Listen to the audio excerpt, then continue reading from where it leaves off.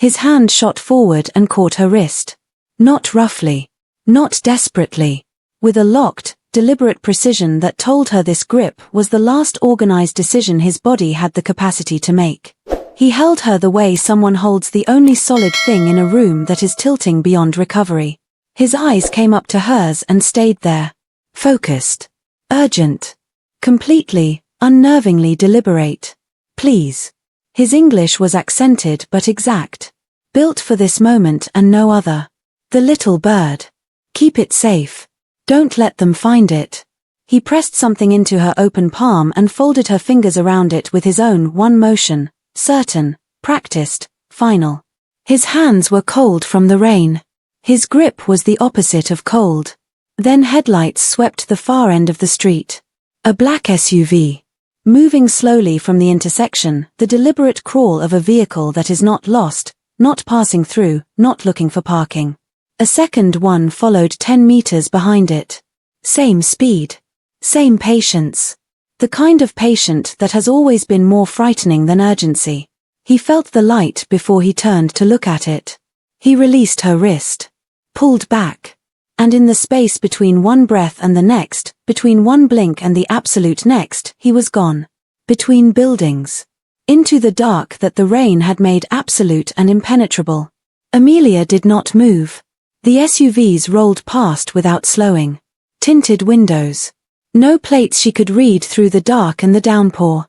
They turned at the far corner and their red tail lights shrank slowly and then disappeared entirely, like eyes deciding to close. The street was empty again. Just the rain. Just the neon of Mapo-gu bleeding red and gold into every puddle. Just her. She opened her hand. If you are already hooked and you need to know what was in her hand, what the little bird actually was, like this video, drop a comment, and subscribe. Because this story is only getting started. Now let us go back to the beginning. The night the rain brought him. Amelia Smith had been in Seoul for 8 months before that Tuesday night changed the shape of everything. She was 19. South African, born and raised in Johannesburg, in a household that ran on her mother's cooking, her mother's principles, and her mother's absolute refusal to raise a daughter who fell apart under pressure. Mama Smith was particular about many things, about the containers food was stored in, about the way a person carried themselves in a room full of strangers, about finishing what you started regardless of what the weather was doing. Amelia had inherited all of it. She had come to Seoul on a partial scholarship business administration at a mid-sized university in Mapo-gu. To cover living costs she had set up a small food table outside her building every evening, jollof rice, fried plantain, a pepper soup that had quietly developed a following among the international students and a handful of curious locals who had wandered over once out of politeness and returned out of genuine need. It was not a glamorous life. But it was hers, built with her own hands in a city that had not offered her anything for free, and she was not the kind of person who waited for offers. Seoul had required adjusting to. The language arrived in waves she was still learning to read. The social rules were layered and precise in ways that took months to understand well enough to navigate without causing invisible offense. The loneliness of being foreign, truly foreign, visibly different, the kind of different that people looked at on subway platforms with unconcealed curiosity, had been something she had not fully prepared for, no matter what she had told herself before boarding the plane in Johannesburg. But she had adjusted. That was what she did. The Tuesday night in question started like every other. She moved through her closing routine with the quiet efficiency of someone who has done the same thing enough times that her hands know what to do without waiting for instruction. The leftover rice wrapped in foil. The gas burner switched off. The containers sent from Johannesburg by her mother, who did not trust Korean containers to hold heat correctly and was entirely closed to discussion on the matter, stacked and bagged. She was reaching for the folding table legs when the movement at the edge of her vision stopped her hands mid-reach. Not a sound. Not a shout. Movement, the wrong kind. The kind that doesn't belong to someone who has lost their footing on wet pavement. The kind that belongs to a body that has been running on the last of something for too long and has finally reached the end of it. He came from between 2 parked cars. Korean. Late 20s. A suit that had probably cost more than 3 months of her rent, now soaked entirely through and torn at the left side where something dark, spreading differently from rain, had ruined the fabric beyond recovery. His face was controlled in the way that only deliberate training produces, the performance of composure from someone whose every internal system was past its limit. His eyes found her the moment he cleared the cars. Not searching. Found. As though he had known precisely where she would be standing. He crossed the distance between them in 4 steps. His knees gave on the 5th. And his hand shot forward and caught her wrist. That was when he pressed something into her open palm and folded her fingers around it with his own, one motion, certain, practiced, final. His hands were cold from the rain. His grip was the opposite of cold. Please, this little bird, keep it safe. You already know what happened next. The black sovs that came crawling after him. What you don't know yet is everything that came after. She did not sleep that night. She sat at her small desk with the pendant placed in front of her and her untouched tea cooling beside it, and she studied it the way she had always studied difficult things, without rushing, without forcing, giving it time to offer up what it knew on its own terms. It offered nothing. It simply sat there, silver and absolutely still, the bird's wings frozen at the highest point of a flight that would never complete. A small silver pendant. A bird caught mid-flight, the craftsmanship detailed enough that she could see individual feathers along the wing edges. And somewhere inside its body a faint red light that had blinked once in her palm and gone dark and had not returned since. By 5 in the morning she had made exactly one decision. The pendant went into the inner lining of her winter coat, the deep one, the one with the long reinforced seam her mother had re-stitched before she left Johannesburg. Korean winters will try to take things from you if you let them, Mama Smith had said, biting the thread. At the time Amelia had assumed she meant warmth. She went down to set up her table at 7. The morning came the way it always did in Mapo-gu, loud, layered, entirely indifferent to what had happened on this particular street the night before. Kang Tae-won, the elderly security guard from the building next door, appeared at 7:30 and asked if she had anything less spicy today in the tone of a man who had asked this question many times and fully expected the answer to remain no. The 3 international students from her Tuesday economics lecture arrived at 8 with the specific reverence for her jollof rice that they withheld from most of their actual academic responsibilities. Mrs. O from the 3rd floor stopped to deliver her daily weather report with the gravity of someone submitting official documentation. Amelia served them all. Said the right things. Smiled at the correct moments.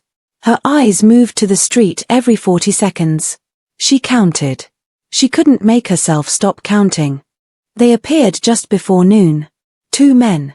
Neither of them belonged here, not in the way that foreigners didn't belong, but in the specific way that people don't belong when they are performing casualness rather than actually feeling it. Their clothes were too deliberate. Their stillness too practiced.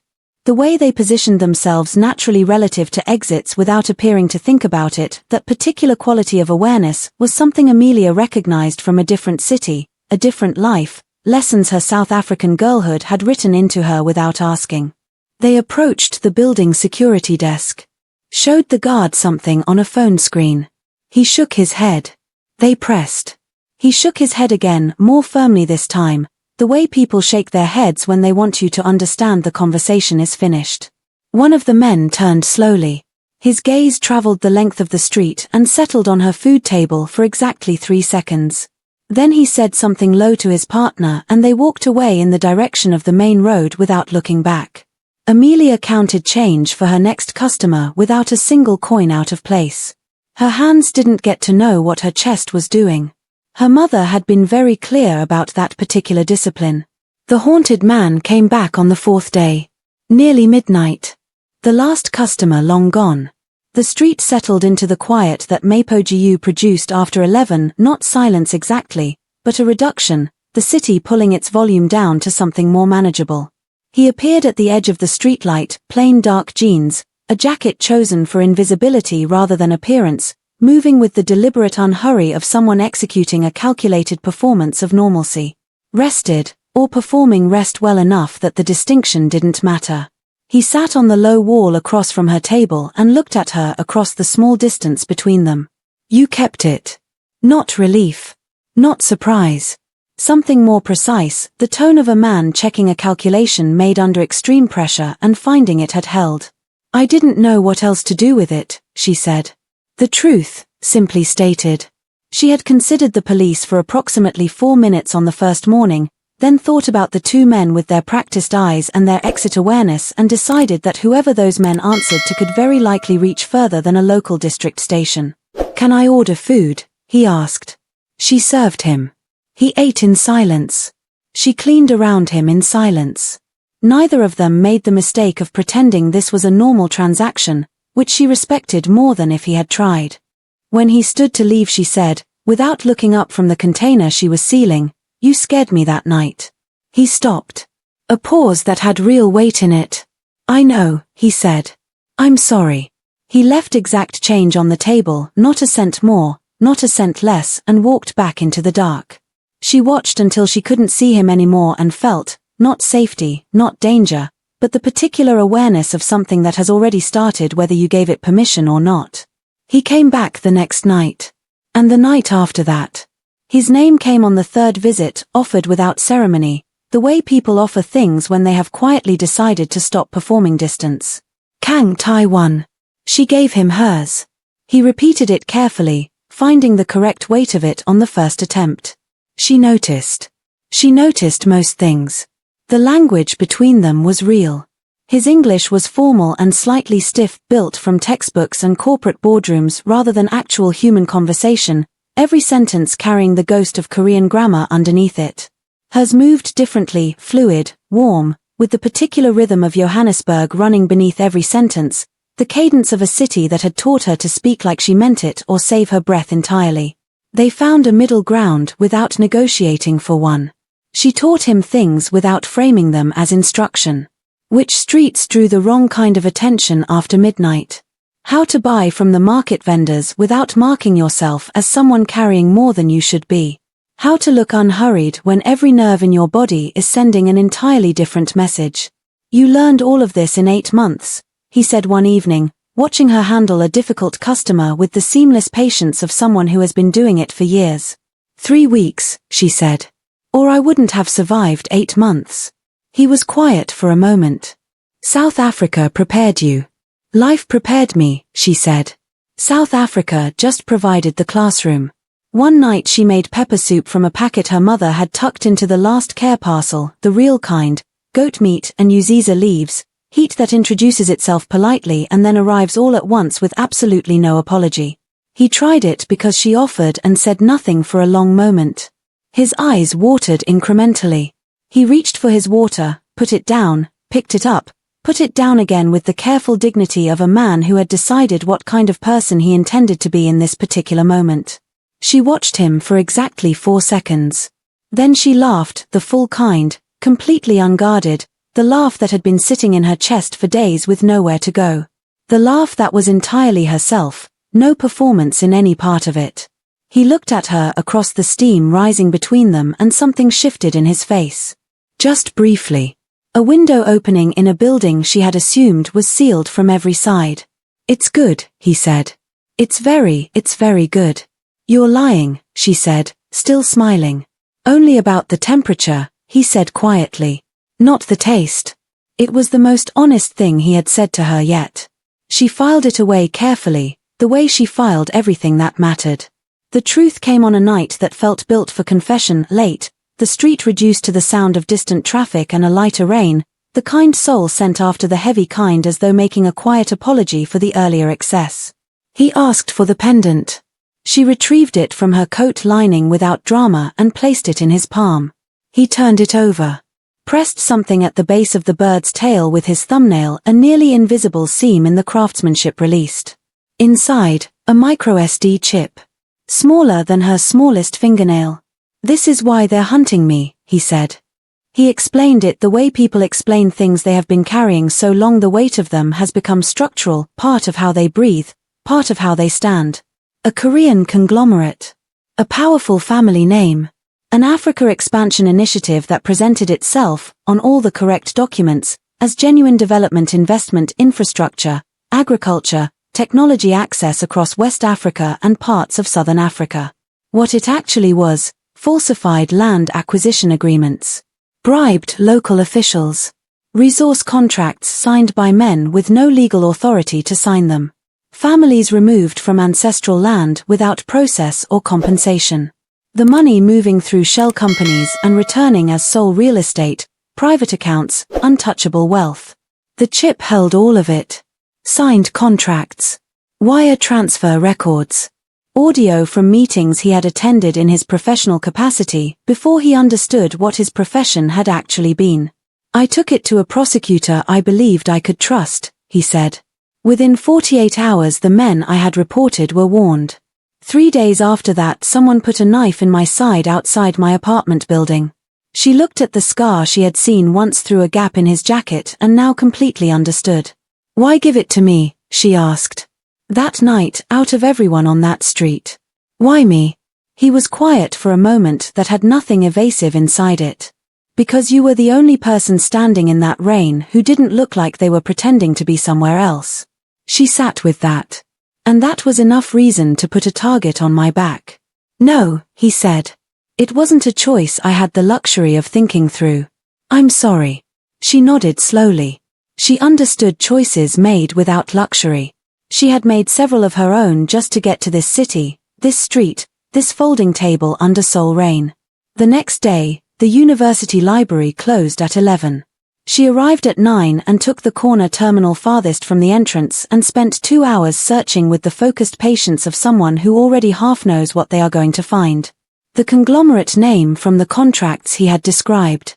The Africa division. The countries involved, she recognized the specific texture of what had happened to those communities. Had seen similar things in a different form growing up in South Africa. Land taken by people who wrote the paperwork to make it legal and called it development. Then she found the corporate family profile. One son. A name.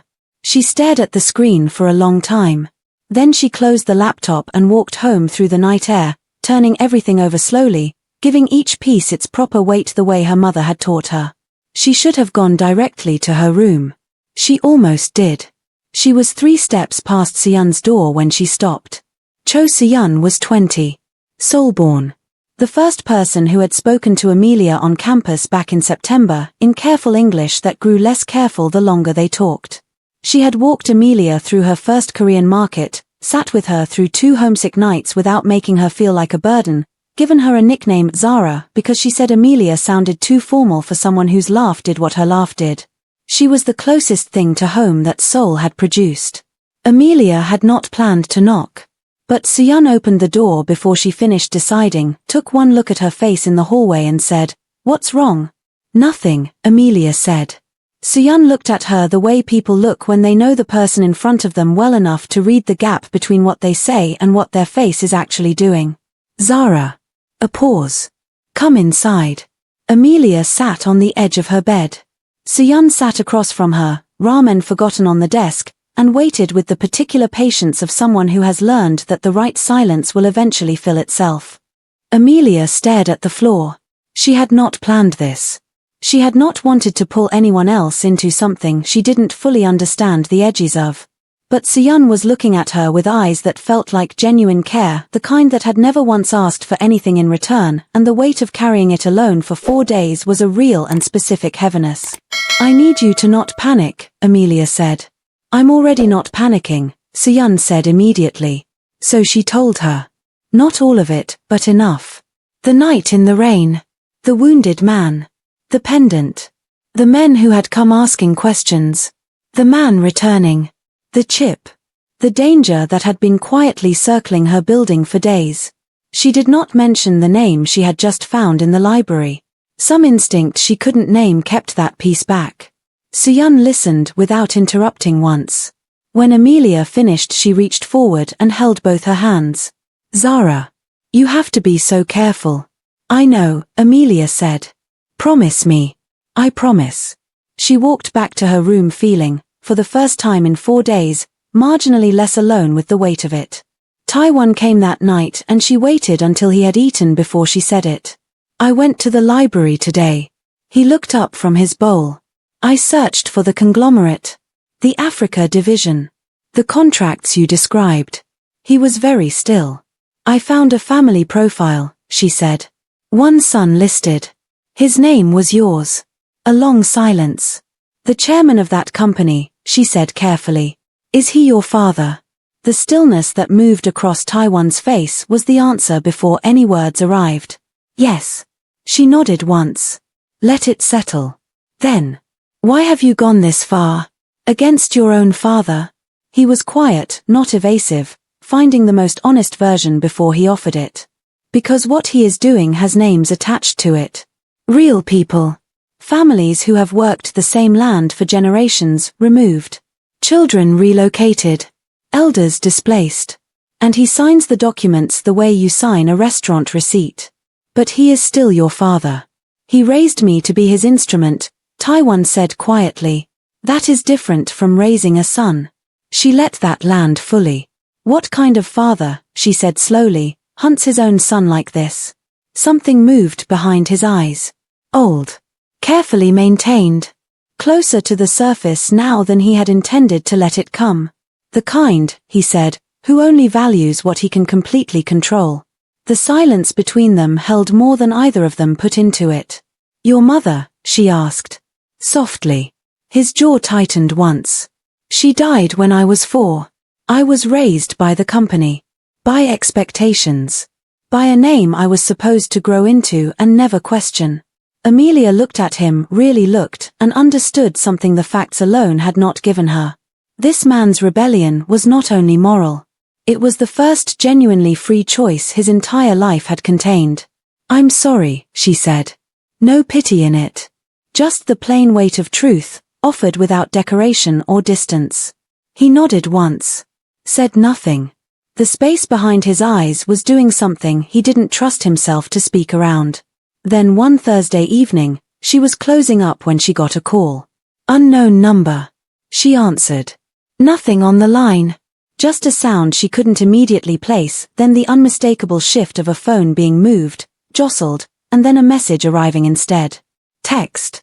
From the same unknown number. An address in Gangnam-gu. A building name. 3 words beneath it written fast, like someone typing while moving. I've been ambushed. That was all. Then the number went dead. Tried again, nothing. Disconnected or confiscated, she didn't know which. She stared at the message for a long time. Then she tried to call the number. It rang twice. Miss Smith. The voice was older. Completely unhurried. Carrying the specific weight of a man for whom uncertainty had become a foreign concept a long time ago. She recognized the quality of it immediately. In Johannesburg there were men whose power had calcified so completely into their posture that it lived in their voices too. The question from her mind was reading as how do you know my name, but it came out as, who are you? She asked without letting whoever had the phone give answer to that. I know you have him, she added. Her voice flat. Clear. She managed to sound a little confident, but her heart didn't lie to her. If hearts could be seen from the outside, she would probably see it shaking heavily. Release him. Or everything on that chip becomes public within the hour. Every contract. Every name. Every recording. A pause. Then Chairman Kang Moo-jin laughed. Low. Measured. Patient.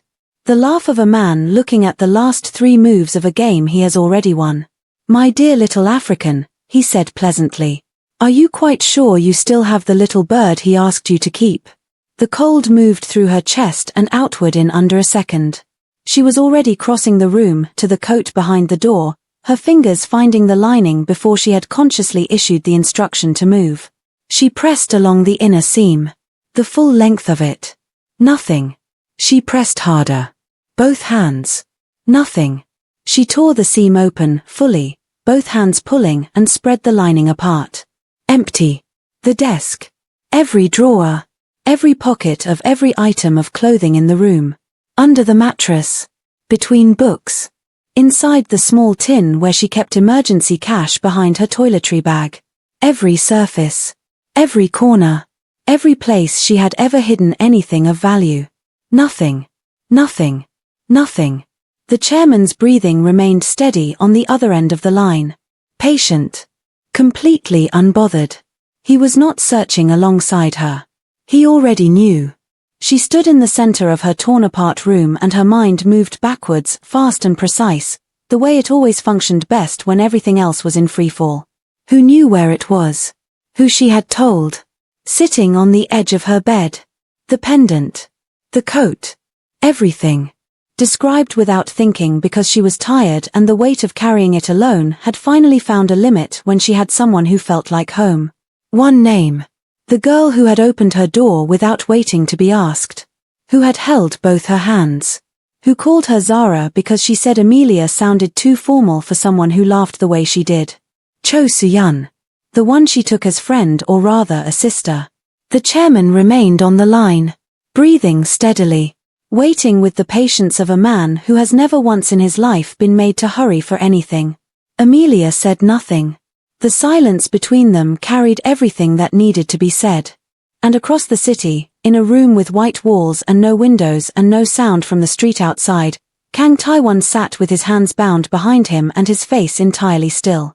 Chairman Kang Moo-jin stood across from him. Suit pressed. Silver hair neat. The face from every financial magazine cover, composed, authoritative, emanating the practiced warmth of a man who had spent 62 years making people feel safe enough to trust him. He looked at the young man across the room the way he looked at balance sheets that had stopped making sense. "You've embarrassed me," he said. "In front of people I cannot afford to lose." Tae-won said nothing. "I gave you everything. The name. The education. Every door you ever walked through in your life. You gave me a role," Tae-won said quietly. "Not a life." The chairman studied him. Then something shifted in his expression, not anger. Something colder and more final than anger. "Do you want to know why this doesn't break my heart the way it should?" Tae-won looked up. "You were never from my blood." The room held its breath.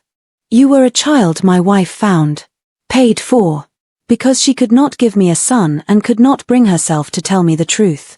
He adjusted his cufflink with the same precision he applied to everything. "She has been gone 12 years. I kept you because it was useful. And now you want to dismantle what I have spent my entire life building with hands I put my name on." The silence that followed was the kind that permanently reshapes whatever space it enters. Tae-won absorbed it slowly. The way a person absorbs something they have half known for years and spent those same years refusing to look at directly. Then something released in his face. Not devastation. Clarity. The quiet, irreversible kind. "I get it now," he said. Almost to himself. "Why it doesn't matter that I die." He looked at the man across from him, who had worn the title of father the way some men wear borrowed clothes. Long enough that they forgot they never bought it. "To you," Tae-won said. "It doesn't matter to you." The chairman said nothing, which was its own complete and total answer. Tae-won nodded once. Something behind his eyes went very still. And very decided. Yet she stands in her room in Mapo-gu, in the wreckage of everything she thought she understood about trust, phone pressed to her ear, a name turning to stone in her chest, the coat lining torn open in her hands. The bird is gone. And the only person who could have taken it smiled at her like a sister. "I thought the most dangerous thing in Seoul was the secret. I was wrong. The most dangerous thing was who I trusted with it." Watch out for episode 2 if you find this story interesting. You don't want to miss what's to come next.